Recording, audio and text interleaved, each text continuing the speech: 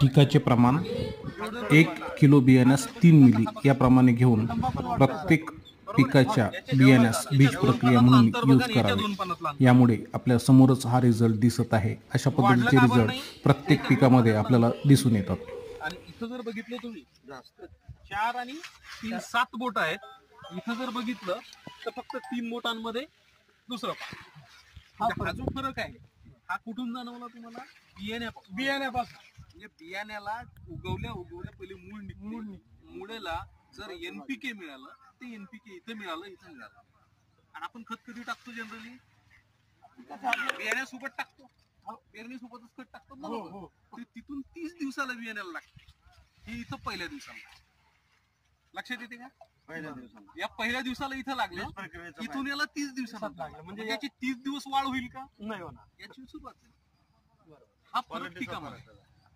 आणि याला जीवाणू जे आहे एनपीके जे जीवाणू आहे ते जीवाणू लगेच त्याला अन्नद्रव्य द्यायला तयार राहतात। इथं तयार नाही। एवढाच फरक आहे।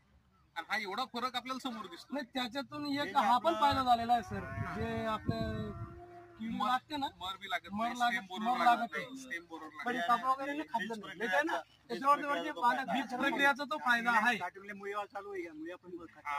मुळांची संख्या सुरुवातीलाच वाढते। त्यामुळे लवकर देण्याच्या वेळेस सांगितलं होतं, द्यायच्या टायमाला सांगत होते। थायमेट घ्यायला गेलेलो होते। साईज बघा तुम्ही पाण्याची दिसते तुम्हाला लगेच। चौडी आहे ही जी वेन असते ना, ही वेन ऍक्टिव्ह आहे। त्याच्यात ऍक्टिव्ह दिसते का तुम्हाला? या पद्धतीने हे तुम्हाला रिझल्ट दिसतात। हे फक्त बियाण्याच्या बीज प्रक्रियेसाठी। याला वरतून सुद्धा घेता येते आणि खालून पण देता येते। वरतून फवारणीच्या टायमाला सांगत होते पण मी ऐकलेलं नाही।